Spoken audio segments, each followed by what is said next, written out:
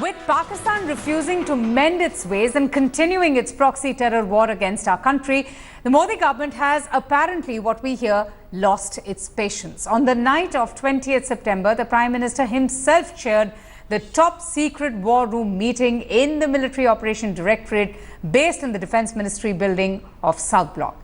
Now, this Military Operation Directorate is the top command and control room where war is planned and usually monitored. The Prime Minister was in the war room, what we are hearing from our sources, for over 2 hours.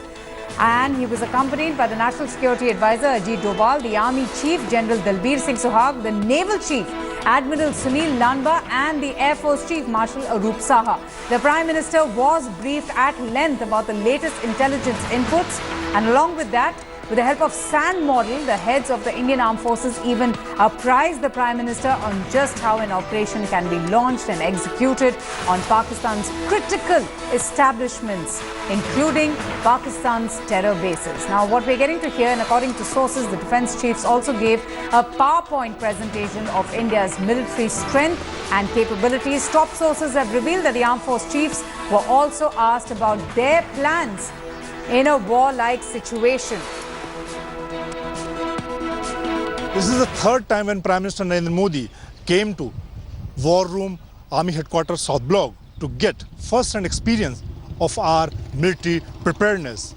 PM Modi is holding a series of meetings with military leadership to discuss the situation after Uri attack. The War Room of the military headquarters is a military operation directorate, is an isolated and super secret office in the Defense Ministry from where the army monitors all security related movement. The briefing to the Prime Minister Modi done through the help of maps, PowerPoint presentation and SAND module. And now the PM getting all detail from military brass. With camera person Rajiv, this is Manjit Negi for India Today. Let's get in India Today's executive editor, Gaurav Sawant. Gaurav, I remember when the strike took place, when the attack took place on Sunday, we talked about the information emerging of a multi-pronged strategy being discussed at the highest levels within PMO. And now we're getting news of how the Prime Minister himself has been briefed by the three service chiefs. Tell us a little bit more about these important meetings that have been going on in the war room. Options that are available to Prime Minister Narendra Modi to respond to Pakistan's repeated terror attacks were discussed. Which option does the government ultimately want to take is a matter for the government to decide. But the three service chiefs, we are told, made a presentation on the situation along the line of control, Pakistan's terror training camps, the distance between the line of control and those terror training camps, the material, men and other equipment and all the help that's made available to these terror training camps by the Pakistan Army, deployment along the line of control. What are options available to the three services? What will be the escalation and what will be the escalation containment mechanism? All of that was discussed in a series of such meetings that have been taking place. Now, the fact that the Prime Minister was there very late at night, the fact that he stayed there is indicative of the fact of what's been transpiring along the line of control in terms of counter-terror operations and force domination. What sources are telling India Today is that India is far stronger than Pakistan along the line of control in terms of not just numbers, but also India's artillery is far more superior to the Pakistani artillery. Indian missiles far more superior to the Pakistani, what the Pakistanis have. Indian Air Force far more superior. Same is the case with the Navy. But none of this means that India is either warmongering, keen on war, going in for an escalation. These are just various, permutations and combinations that were presented to the Prime Minister for him to make up his mind on what is the road ahead. But one thing is, none of this escalation, should there be an incident, none of this, the army, the armed forces can dominate the escalation mechanism and contain a situation, whatever a situation may be. We have with us, just stay with me, we have with us retired General Shankar Prasad now, who's a defense expert. Sir, what do you make of these, crucial meetings that have been taking place in the war room? Now, one thing is obvious. We are seeing a very drastic shift in stance by the government from the Prime Minister himself. He seems to have completely changed the rules of the game, the rules of engagement, and that was pretty obvious from his speech, from the ramparts of the Red Fort. But what do you make of this latest news of these meetings he's been having in the war room with the three service chiefs? All the time. So I'll just fix the audio there, but let me just go straight to Gaurav Sawant for more on this. Gaurav, and it was the Prime Minister who had in fact accelerated the pace of engagement with the Pakistan Prime Minister. A lot has changed since that surprise stopover in Lahore. Prime Minister Modi taking things extremely seriously when it comes to, his government's Pakistan policy is concerned. Spot on. Now, India has repeatedly been stabbed in the back. The fact that Prime Minister made a surprise stopover at Lahore was extending a hand of friendship to Pakistan's Prime Minister Nawaz Sharif and personally investing in a relationship.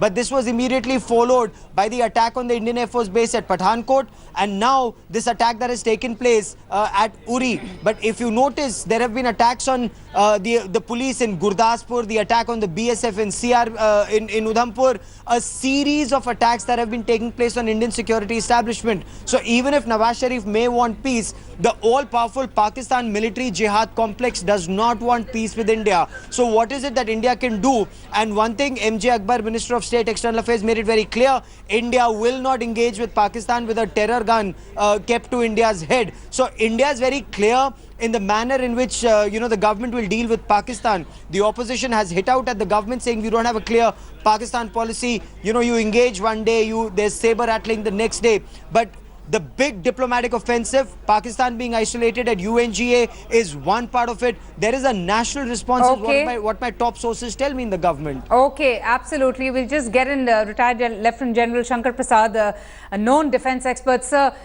if you could just continue from where you had stopped about these meetings, these important meetings the Prime Minister has held in the war room with the three service chiefs. You see, when a national response is to be developed, yes, you need to get serious about it, not have meetings in drawing rooms and such like conference rooms. You need to sit in an operational room. Okay. Operational room, you must understand, has maps, has three-dimensional picture, has air photographs, has video photographs, has video clippings, and varieties of other aids which make you understand exactly what the ground situation is, what the target area looks like, and what the method in which we are going to do it. So the CCS, when considering an option, which is a strategic option, has to sit in the operations room of the Military Operations Directorate and discuss these matters. It is not only the service chiefs, it's the intelligence chiefs, it's the NSA, it's all members of CCS, it's whoever else is required, IB people, RNAW people, if required paramilitary if they're involved in that operation. So the whole bunch of these people. And let me tell you, the operation room is not very large. It will only take about 15, 20, 30 people. Exactly. So General, it's the timing. General, it's the timing of that meeting on the 28th. If it's happening at midnight, what does that signify? It signifies seriousness. You recall when Indira Gandhi was fighting 71 war, she used to come to ops room all the time. When Lal Bahadur Shastri was fighting the 65 war, he used to be in the ops room all the time. So the fact that the Prime Minister and the CCS have decided to visit the ops room and understand the situation shows the seriousness, shows the reality in what Prime Minister said, that it will not be a knee-jerk reaction. So, General, does that mean in 65 Lal Bahadur Shastri was at war, India was at war with Pakistan? In 71 Indira Gandhi and the country was at war with Pakistan, Bangladesh was born. Are we seeing that situation today? Is that what you're saying? I am saying a strategic response is being developed.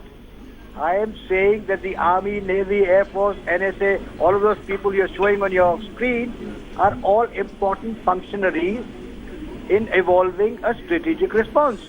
Now, how this strategic response develops, what it ultimately manifests itself into is to be told by the time. But let me clarify one thing, Sawan. Yes. The very fact that this is happening will send shivers down the spine of the enemy. They Will have it? already started flying their aircraft. The fighter aircraft in Pakistan are already dominating the skies. These are showing signs of panic. And this will, if this continues for 1 or 2 or 3 months, this terrorism will stop. Sawan, believe me. Sir, Trust you me. mentioned about the strategic response that is now being thought with the Prime Minister and all the important heads and the service chiefs, etc. Did you see the seriousness before when the Gurdaspur attack happened, the Pathankot attack happened? Why do you think things have changed now? Well, none of this happened when Gurdaspur took place. None of this happened when Udhampur took place. None of this happened when Samba took place. At least I don't know. You may be knowing better. And it's only you. Different this time in your appreciation, General. What is different this time? Why is Uri different from Samba or Because we have Katwa? suffered enough, my dear. Because Gaurav, we have suffered enough. How much more do you want me to die?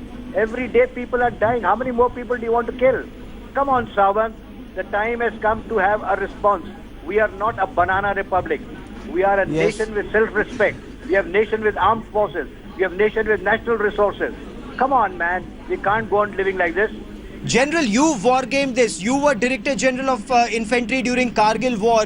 You wargamed many scenarios. When you were at the helm of affairs, various terror attacks had also taken place both before and after Kargil. But tell me this. Will any Indian response lead to escalation? Because Pakistan is already resorting to nuclear saber rattling and several people in this country are panicking already. Don't panic. Don't panic. The world will make sure that Pakistan is unable to use its nuclear devices. It's rubbish. That bluff has to be called. Every time anything happens, before you say Jack Robinson, they start rambling, talking about their nuclear weapons. It's rubbish. The world has to understand that nuclear weapons are not for use. And the world will make sure that Pakistan is not allowed to use nuclear weapons. How long are we General, going to stay be with me. General, stay with me. That's a very important point you're making. But I also want to bring in Major General Ashok Mehta, a noted defense analyst, commanded a division in Sri Lanka, has served extensively both in the northeast and in Kashmir. General Mehta, the way situation is progressing, do you see military escalation, military tension, and do you fear, as many in Pakistan are, that this saber rattling could reach a nuclear threshold and there's reason to panic? No, I don't. I don't at all, because no action has started yet, and no action will take place in the immediate future. Pakistan is only taking defensive measures because this is the new government. This is a government that in its previous incarnation had carried out Operation Parakram, and therefore they expect this government to do something on those lines. But my own feeling is that when there is a reaction, not if, that reaction will come a little later. And therefore, at the moment, I don't think there is any reason to ratchet up. No, but should reaction happen? Should reaction happen? As Manohar Parrikar, Defence Minister, also said, since Prime Minister has said that action will be taken, there will be action. General Shankar Prasad, does that action mean escalation? Does that mean escalation? You see, there are two things. What Manohar Parrikar said was, knee-jerk reaction bhi ho sakta hai. Now you translate it into military language, you translate it into professional language. It means that tactical responses are definitely going to be available, and they will be launched by the army at a date and time and place of their choosing. No, but you lob a couple of shells, they lob a couple of shells, you start in one sector, they'll go to another sector. It means nothing. It's happened in the past. Gaurav, you know it better than I do. These trans-border firing incidents make no long-term effect. So this will go on. Tactical level engagement will keep continuing to take place. They would have taken place already in the last 2 days. They'll continue to take place in the next 15 days, at wherever and whenever it's required. But the bigger issue, which is now under consideration, is different. Please understand the difference between the two. Okay. There is a considered response, And there is so-called knee-jerk response. Knee-jerk response is the tactical response at the local level.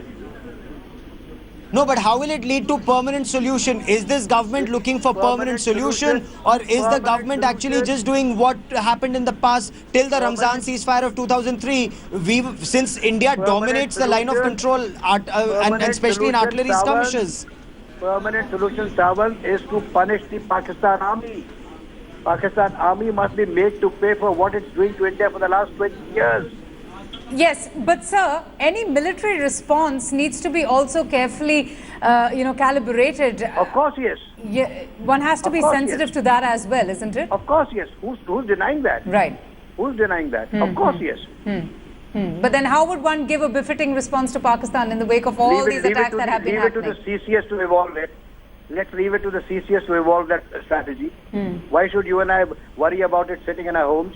True, that's right. But let me ask Major General Ashok Mehta there, do you think, that this would really send a very strong message to Pakistan? Shankar Prasad, the sir just mentioned that this would certainly send shivers down their spine, a meeting like this in the war room.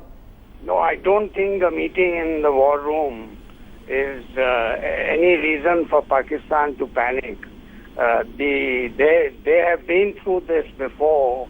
They have been through this in 2001. They have been through this in 2008. But the real question is, I want to make two comments. One, that I think it is very irresponsible for a Raksha Mantri to say that a knee-jerk reaction can take place. Right. Number two, when our leaders talk about a befitting reply or muh-tod jawab, they have absolutely no idea what they are talking about. Right. And therefore, it is very irresponsible on the part of our leaders to talk like this. The first question you have to ask yourself is that a befitting reply has to be translated into what is befitting. And number two, what is your capability? The strategic response is conditional upon your capability, the cost of that capability, and Pakistani reaction. All right, so with that, we leave it here. Major General Ashok Mehta, Gaurav Sawant and Lieutenant General Shankar Prasad, thank you all for joining us. We'll have to take